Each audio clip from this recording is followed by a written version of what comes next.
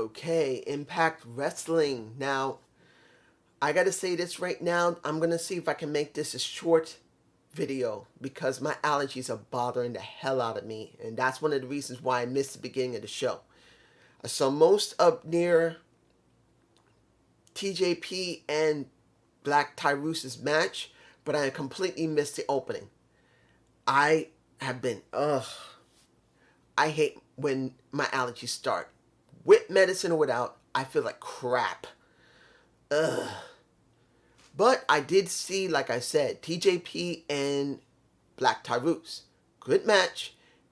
TJP won. And now, because of what's going on in the landscape of Impact Wrestling, you got TJP and Falaba possibly having a match between Dark Tyruse and Crazy Steve.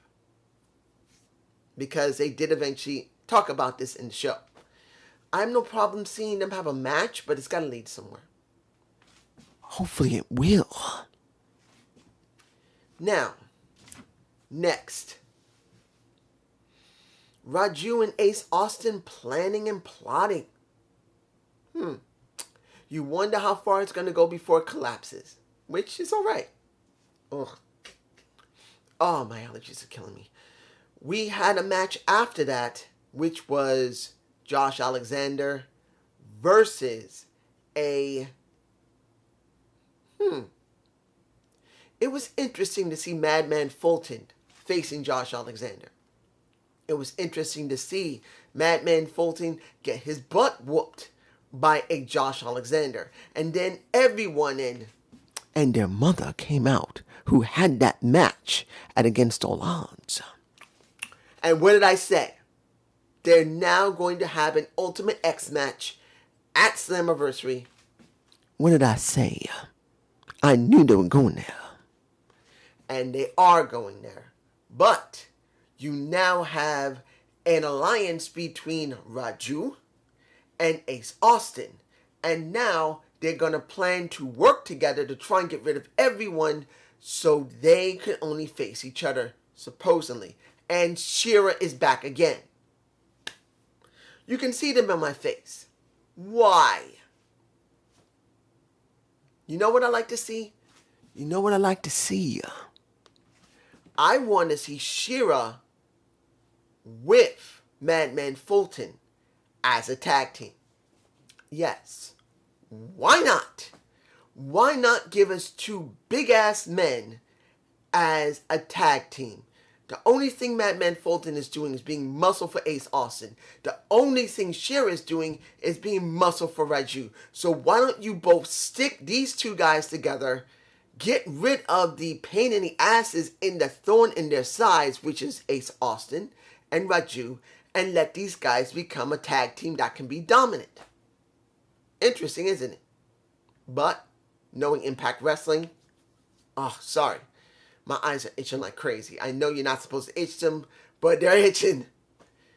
I doubt they'll go there. But they should, because what do you got in the tag division? Yes, you do have Violence by Design. Yes, I ain't going to talk about Kojima versus Rhino in a few minutes, but this is what you got. You now have Dana Purrazzo completely sick and tired of a Kimberly and a Suzanne. And she kicks them to the curb. Finally, maybe now we'll get something interesting. Because Kimberly, yes, has gotten a butt kicked by Dana Purrazzo last year. But he's not faced her since. Yes, Susie, Susan, Su Young have done their business with Dana Purrazzo and gotten their butts kicked. But now they're no longer under her. So what does that mean? A good chance they're going to. And a good chance that we're going to get feuds that we shouldn't get. Sorry.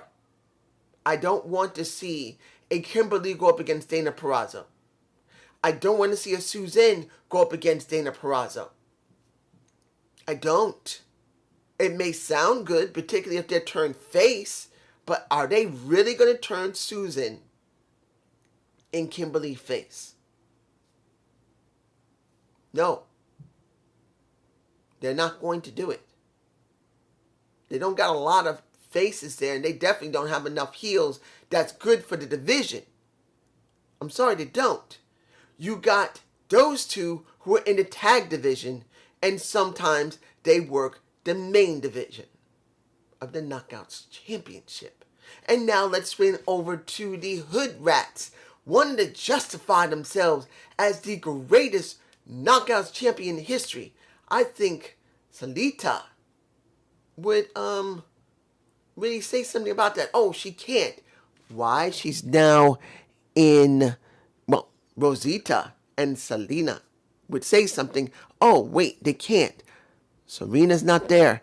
And pretty much Rosita is not there. She's possibly NXT going to team up with somebody else. I'm just saying.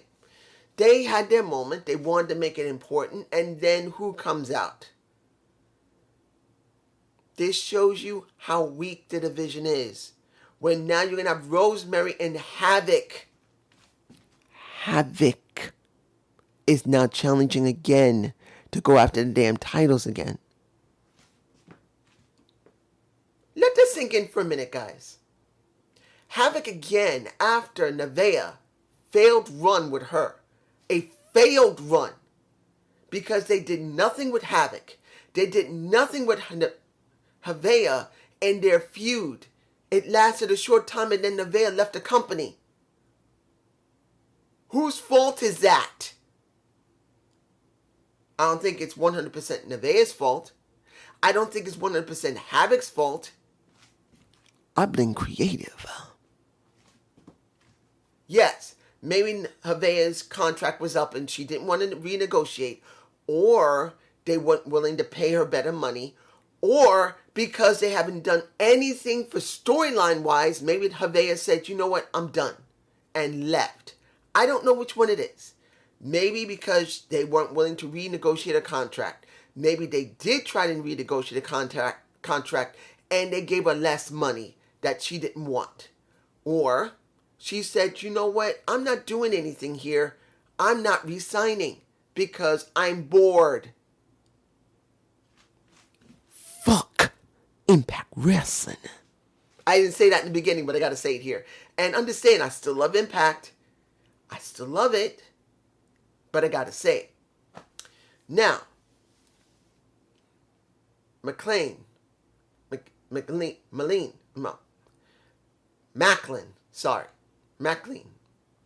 I'm so bad with names. Mac. I'm calling him Mac for the moment. Versus Jason Page. Gets destroyed. McLean. I can't pronounce his name today. My head is really hurting right now. It's all here, even after taking my medicine. Macklin. There you go. He destroys him. Flat out, no words, no taking time. He destroys him quickly. Good. You got a veteran who does not play around. Now, it will be interesting to see how he's going to be booked. Will he be booked like Crimson? Or will he be booked like a Gunner? I'm sorry, you got to ask that question. Which way they're going to book the guy? Are they going to book him like Crimson, where they make him really massive and put him into a tag team eventually, and he look good, but then doesn't go anywhere, and then Crimson leaves? Or they're going to do Gunner. Gunner, the same thing, but Gunner literally fade out really quick, well faster than Crimson. I don't know. You know how I would have booked him? Simple. I would book him not as just a regular soldier, former soldier. I would book him as a crazed soldier. One who has mental problems with pretty much shell shock. That at certain points during the match, eventually we see him go crazy. He doesn't just do the match. He goes absolutely insane and not only beats the crap out of the guy, he tries to destroy everyone, screaming at everyone, get out of the way, the shells are coming. That would be interesting for Macklin. That's how it should be. Something different for a veteran soldier, not a crimson, not a gunner. They should do it differently this time. That's what I would do. We got Rachel Ellering versus Tennille Dashwood. Now, we are seeing more and more that the Jolton Grace, the gorgeous Texan, thick Texan, well, she was born Texan, I believe, pretty much is saying the only reason I became champ was because of you. Because even after trying twice to get those titles, I got nowhere. She's just angry. And I believe I got them in my face. I'm not doing that many camera shots. Let's make this clear. Tennille cheat. She cheated before. She cheats again. She gets another win. And now you wonder, what does this give Tennille Dashwood? What is Tennille getting? This is where it gets very confusing. What is Tennille getting here?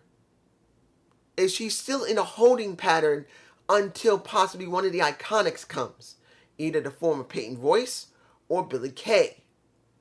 Maybe the Lauren Van Ness is coming there, which I do believe she will be coming. I don't know. You guys tell me below. And I did see, just in case you wonder, did I see when the hood rat of the... I want to make it very clear when it came to Kiera Hogan getting thrown into that container, that waste container, and she picked up that bag that said Mickey on it. We know Mickey's not coming.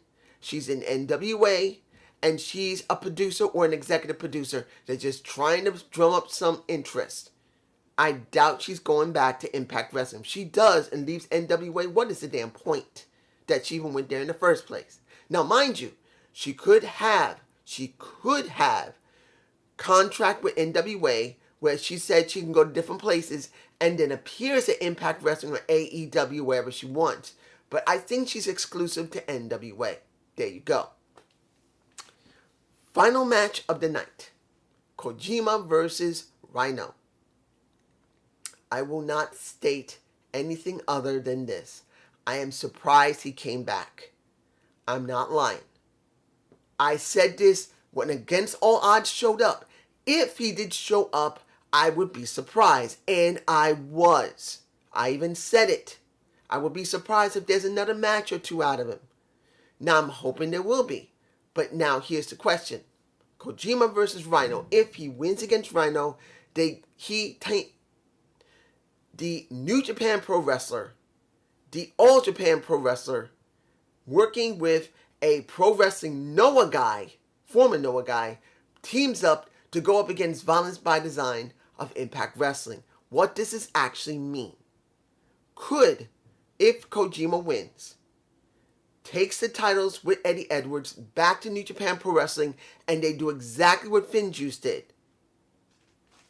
Possibly. But here's the thing that not anyone's going to admit. And I'm going to admit that shit. I'm alright with Kojima and Eddie winning the titles. If they do. If they do. The question's going to be this. If they take them back to New Japan Pro Wrestling, will we see it? Will the fans of Impact fucking Wrestling see it? That's where the question comes in. Because if there's no footage of us seeing them defend them in New Japan, I'm tapping this to make sure people are hearing. In New Japan Pro Wrestling, what does it mean? Nothing. I'm saying it again. If Eddie and Kojima win, they take the titles to New Japan Pro Wrestling and they defend them for a month like FinJuice did, what does it mean to Impact fans? Fans. Getting back in focus. Nothing. And everything I said before about fuck New Japan Pro Wrestling means validation. Because if they did win, not saying they will, if they did win and they want to defend them, not just in Impact, because it looks like Kojima would stay if he did defend them for at least a couple of episodes, And they both say we're taking them to New Japan if we don't see it. That means this stupid arrangement between New Japan Pro Wrestling and Impact Wrestling means nothing. Now, final thing. Scott got the pink slip. Now, I didn't see the opening of the show, so I don't know what happened. I did see the segment of Moose beating the crap out of TJ Perkins, and he's demanding something done. He's now going to be dealing with Chris Sabin at Slammiversary. That could be final match for Moose. That could be it. Seeing Sabin with him because he took out Sabin. Sabin's mad about it. He now is going to be challenging, if Moose agrees, at Slammiversary. Isn't that a bit of a downturn? Moose was here. Sabin's here. What does it make you think? Now, the end of the show. Sammy comes out, still angry because he's fired. Scott comes out, saying simply, don't worry, I'm going to get this solved just for once. Please don't act like a loose cannon. Let me prove to them that you're worth fighting for, to keep. And he does eventually agree grudgingly. Then Don comes out, who also had an interview earlier, making it very clear. The wrestlers are peons, don't mean nothing. They are nothing. And I'm always the one who does all the right decisions. When he comes out, he said, look, I did the right thing. Even though Scott said, you had no authority to do it. He said, yes, I know, but it needed to be done for the simple reason I got to protect your ass because you care too much for the wrestlers when me and you are the best out of the best. Not just because we made our mark in wrestling, but because we're smarter than everybody, because we're not wrestling anymore and we're not stupid. But I had to do it because you care too much. And at this point, the Anthem representative was in the building because he was waiting for that person, and Tommy comes out. Both of them are wondering why Tommy is there, and he says clearly, look, I went to Anthem and told them what's going on, and they made me the representative. And they made it very clear that something is wrong here for the simple reason somebody put their feelings and their emotions of some talent ahead of the company. And now they're saying that Scott is the issue. Scott's the one who's done this. Scott throws away his glasses, which I also wear glasses. I just don't like wearing them all the time. And he says, I care about this damn company more than anything. You know that. He says, I know, but the board of directors of Anthem made it very clear, appointed me the representative to tell you that the person who's done this, who has, and he didn't say Scott, but he said clearly whoever did this put the feelings of the wrestlers ahead of the company, of the talent, more than the company, has to be stopped. And he turns to Don and says, you're fired. Effective immediately, you're no longer the VP. You're not part of talent relations. You're not part of nothing. You're done. You're out. And Don, incredibly angry, to the point calls out Bruce Pritchard's name. He first calls Tommy a stooge because he went to Anthem. Then he said, you are a piece of trash. You are Bruce Pritchard guy. He pretty much put Bruce Pritchard out and buried his ass, which, to be honest, the way he's running SmackDown and Raw, I agree with it. Because Raw really sucks with him as the head of basically creative. It sucks. So, Don leaves, runs into Sammy. Sammy says, I'm not going to hurt you, but I'm going to make it very clear. I'm going to take the thing you love the most, and I'm going to destroy it. I'm destroying Kenny Omega. I'm going to destroy him. And walks away. And that is how we end the story of this episode of Impact Wrestling. Was it a good show? Well, I can't say 100% yes, because unfortunately, because of my allergies and falling out, because I was sick, sneezing early, and my throat is still itching like crazy. Oh my gosh, I took my medicine, I fell asleep, I woke up, and I'm still itchy, because I had at least an hour and a half before Impact that I took my medicine, I fell asleep, woke up, it was 8:15, and I watched what happened with TJP and Black Tyru. In time, I was so angry. But I think it probably is a good show. We got a lot going on here, and it's building up to Slammiversary. Oh, 2 more days before basically the birthday of Impact Wrestling, being around 20 years. Or is it 19? What? When did it come out? 2002. So they're in their 19th year. Or is it 20th year? I think 20 years. It's hard to think. My head is hurting. But I thought I'd say that.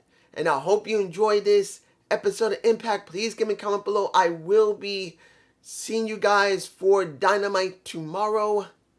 I hope, because I gotta get files being put in tomorrow. So I'm hoping I have internet. If I don't, we'll got an issue. Peace.